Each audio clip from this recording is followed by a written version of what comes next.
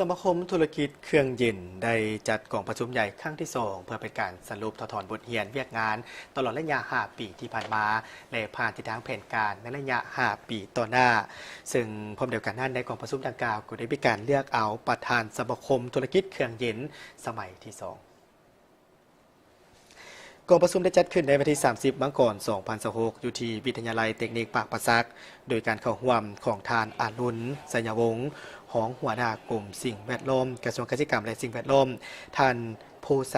บุหลุมอำนวยการวิทยาลัยเทคนิคปากปราซักพร้อมด้วยคณะบริหารและสมาชิกของสมาคมธุรกิจเครื่องเย็น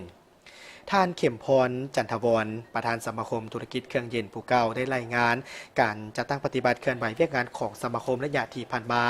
ซึ่งสมาคมธุรกิจเครื่องเย็นได้สร้างผลงานหลายด้านเป็นต้นแมนสร้างกฎระเบียบและคู่มือในการบริหารงานของสมาคมโดยได้มีการจุกยูปลุกระดมให้บรรดาบริษัทและห้างห้างต่างๆที่อยู่ในการคุ้มครองของสมาคมเพื่อทำการค้าและการเสียภาษีให้ถูกต้องตามระเบียบกฎหมายสมทบกับกระทรวงเกษตรกรรมและสิ่งแวดล้อมและวิทยาลัยต่างๆลงฝึกการนำไส้น้ำยาตู่ใหม่ที่บ่เป็นการทำลายสั้นโอโซนและเทคโนโลยีใหม่ๆในการติดตั้งเครื่องปรับอากาศขนาดน้อยและขนาดใหญ่ในทั่วประเทศเฉพาะใน5 ปีที่ผ่านมาทางสมาคมได้มีการฝึกสร้างไปแล้ว15 ครั้งซึ่งมีทั้งหมด7 แขวงมีสร้างที่เข้าร่วมในขอบเขตทั่วประเทศประมาณ400 กว่าคนและก็ยังได้ส่งสร้างจำนวน5 คนไปฝึกอยู่ต่างประเทศ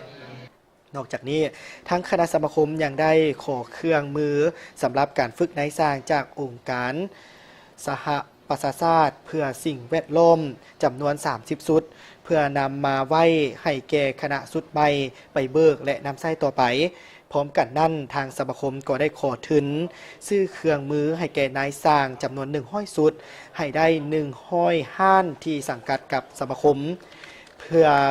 ให้แก่สมาคมดังกล่าวที่นำใส่น้ำยาตู่ใหม่ที่เป็นการบ่ทำลายสั้นโอโซนและเป็นมิตรต่อสิ่งแวดล้อม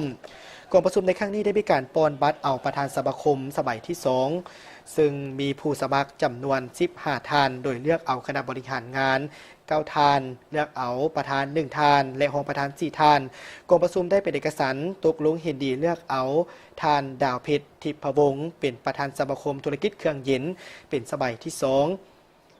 เพื่อเป็นการชี้นำพาเวียกงานการเคลื่อนไหวของสมาคมระยะใหม่